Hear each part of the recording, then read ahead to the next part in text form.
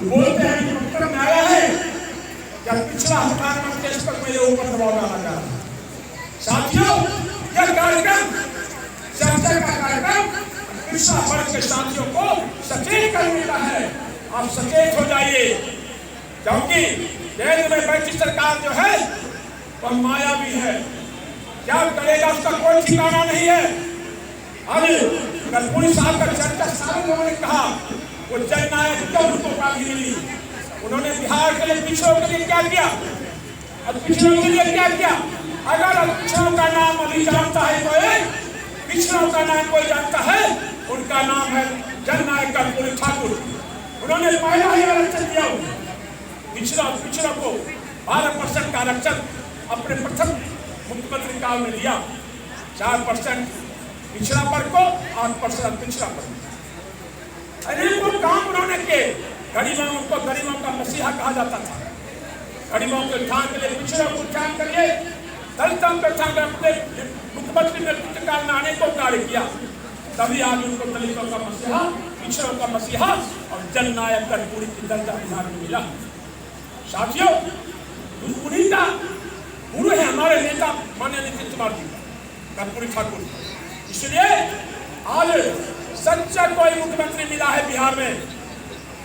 उनके बाद तो बहुत से मुख्यमंत्री आए, सत्ता संभाल कर चले गए, लेकिन अगर उनके आदर्श पर चलने वाले, उनके चिन्ह पर चलने वाले कोई मुख्यमंत्री हुआ, वह है बिहार का मुख्यमंत्री माननीय नीतीश कुमार जी ने, जिन्होंने कर्पूरी जी के सपना को पूरा करने का काम कर रहे हैं, प्रकाश राज जी के सपना को पूरा करने का काम कर रहे हैं, हमारे भीमराव अम्बेडकर साहब के सपना को पूरा करने का काम कर रहे हैं, महात्मा गांधी के सपना को पूरा करने का काम कर रहे हैं। इन्होंने आज पिछड़ों से कितना काम किया, सारे लोगों ने चर्चा विस्तार से किया है, उसकी चर्चा मैं नहीं करना चाहता। माननीय मुख्यमंत्री जी ने पिछड़ा आयोग का गठन सर्वप्रथम किया।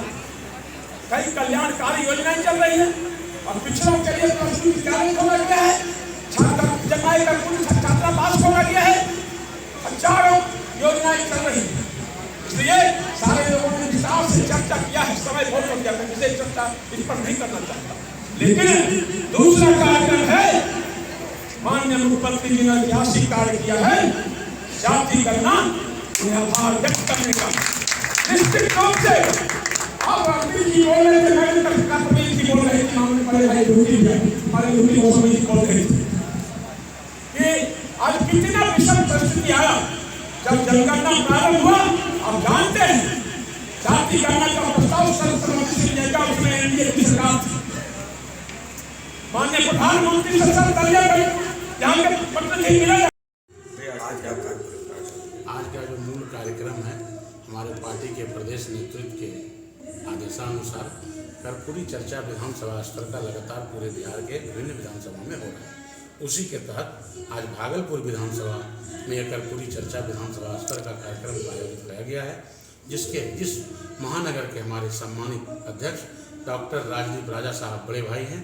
और आज के इस कार्यक्रम में साथ साथ धन्यवाद कार्यक्रम जो हमारा जाति जनगणना कराया गया है, उसके आधार पर मुख्यमंत्री जी का धन्यवाद कार्यक्रम भी आयोजित करने का निर्देश हुआ है 1 तारीख से लेकर 7 तारीख तक। तो आज ये दोनों कार्यक्रम हैं और दोनों कार्यक्रम के हमारे सम्मानित आज के कार्यक्रम के अध्यक्ष जो अध्यक्षता कर रहे हैं, पार्टी के जिला अध्यक्ष विपिन बिहारी सिंह साहब, और कार्यक्रम का जो मन संचालन कर रहे हैं हमारे बड़े भाई डॉक्टर राजदीप राजा साहब महानगर अध्यक्ष, और साथ में इस कार्यक्रम के जो सह संयोजक हैं बड़े भाई महानगर के अति पिछड़ा प्रकोष्ठ के अध्यक्ष रिंटू चंद्रवंशी साहब, और कार्यक्रम में मुख्य रूप से अति पिछड़ा आयोग के सम्मानित सदस्य अरविंद निषाद साहब, पार्टी के राष्ट्रीय महासचिव सह राज्यसभा पूर्व सांसद कहकशा प्रवीण साहिबा, पार्टी के सम्मानित लोकप्रिय मृदुभाषी सरल स्वभाव के हमारे सांसद अजय मंडल साहब, पार्टी के पूर्व विधायक लक्ष्मीकांत मंडल साहब, पार्टी के प्रदेश महासचिव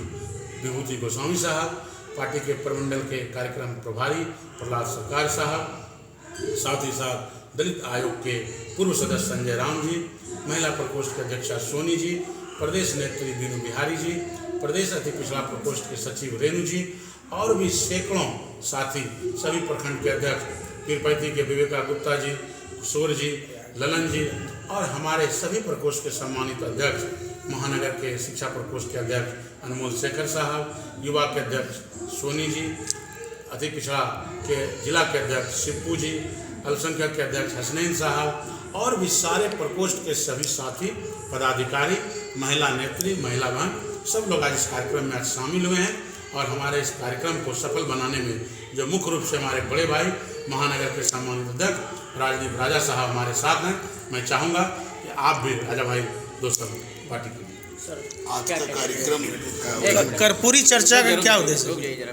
पिछड़ों के नेता रहे हैं वो, और सामंतवादी व्यवस्था के विरुद्ध हमेशा उन्होंने लड़ाई लड़ी है। उनके ही विचारधारा से समाजवाद का जन्म हुआ बिहार में। उसके मुख्य धारा नीतीश कुमार जी हैं और जातीय जनगणना करा के उन्होंने जो ऐतिहासिक कार्य किया है और मजाक भारत में पहली बार जातीय जनगणना हुई है।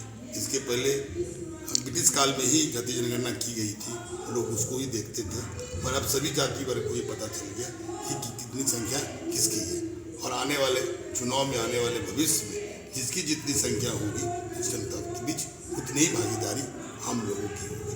सभी आए हुए भाई बंधुओं एवं मित्रों को मैं धन्यवाद देता हूँ। खासकर मैं छोटे भाई शिशुपाल भारती जी को धन्यवाद देता हूँ, जिनके आयोजन से सभी कार्य संपन्न हो रहा है। परिचय। मैं डॉक्टर राजेंद्र कुमार राजा, नगर जिला अध्यक्ष भागलपुर। सर क्या कहना चाहेंगे आज के इस कार्यक्रम के बारे में, जो कर्पूरी ठाकुर को जो लेकर के कार्यक्रम? देखिए, दो प्रकार के कार्यक्रम आयोजित किए जा रहे हैं। एक आभार कार्यक्रम इसलिए कि पूरे प्रदेश में सफलतापूर्वक जातीय गणना कराने में जो सफल हुई है बिहार सरकार, उसका जो रिजल्ट आया है जातीय गणना के बाद पूरे देश में बिहार सरकार के अनुरूप अन्य राज्यों में जातीय गणना कराए जाने की मांग आज हो रही है और केंद्रीय स्तर पर भारत सरकार से पूरे देश में जातीय कराए जाने की आज डिमांड हो रहा है। कांग्रेस पार्टी ने अपने अपने शासित राज्यों में जातीय जनगणना कराए जाने का फैसला ले लिया है।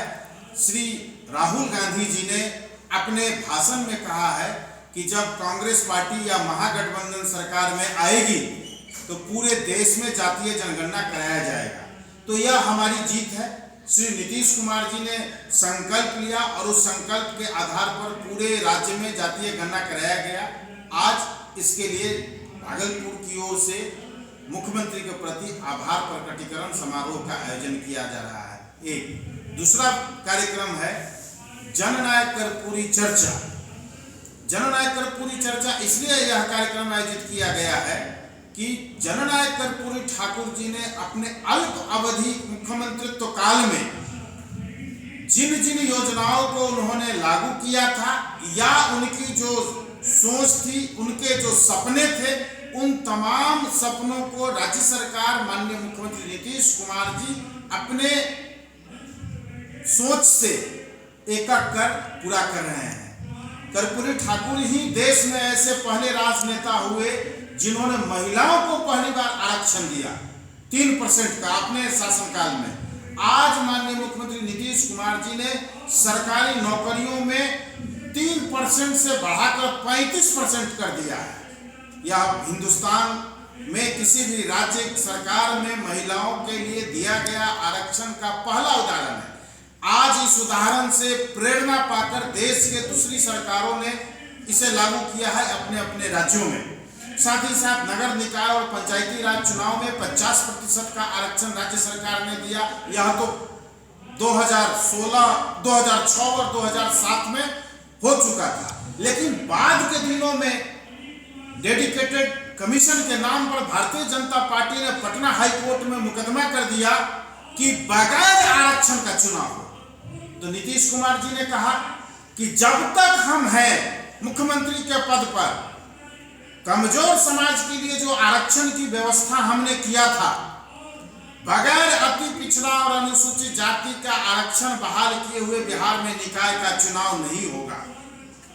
तो मुख्यमंत्री नीतीश कुमार जी ने आरक्षण के लिए डेडिकेटेड कमीशन के रूप में अत्यंत पिछड़ा वर्ग को नामित किया और अत्यंत पिछड़ा वर्ग आयोग ने सफलतापूर्वक रिपोर्ट सरकार को दिया और उस रिपोर्ट के आधार पर दिसंबर 2022 में सरकार ने चुनावी समर में जाकर के सफलतापूर्वक चुनाव करा करके कमजोर समाज के लोगों को आरक्षण दिया और महिलाओं के हित में, समाज के कमजोर वर्ग के हित में, बच्चियों के हित में लगातार कार्यक्रम राज्य सरकार चला रही है। आज देखिए नियुक्ति पत्र पूरी दुनिया के लेवल पर, बिहार, भारत तो छोड़िए, दुनिया के लेवल पर आज तक कोई ऐसी सरकार नहीं आई है जिसने एक साथ 1,20,336 शिक्षकों को एक समय में शिक्षक की नौकरी का नियुक्ति पत्र दिया हो।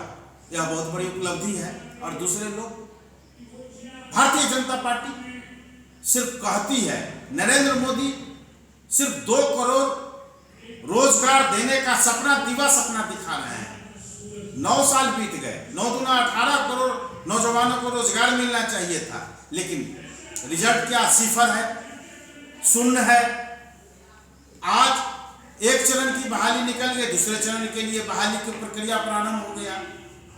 दारोगा की बहाली समाप्त होती है, सिपाही की बहाली आ जाती है, सिपाही की बहाली समाप्त हो जाती है, आमीन की बहाली आ जाती है, आमीन की बहाली समाप्त होती है, सचिवालय सहायक की बहाली आ जाती है, सचिवालय सहायक की बहाली समाप्त होती है, नर्स की बहाली आ जाती है, नर्स की बहाली समाप्त होती है, डॉक्टर की बहाली आ जाती है, डॉक्टर की बहाली समाप्त होती है, अभियंता की बहाली आ जाती है, अभियंता की बहाली समाप्त होती है, तब तक दूसरे विभाग से बहाली आ जाती है। इतना बहाली राज्य सरकार ने किया है कि वाकई में बिहार में बहार है। नीतीश कुमार जो 2015 में दिया था और लगातार क्रम जारी है।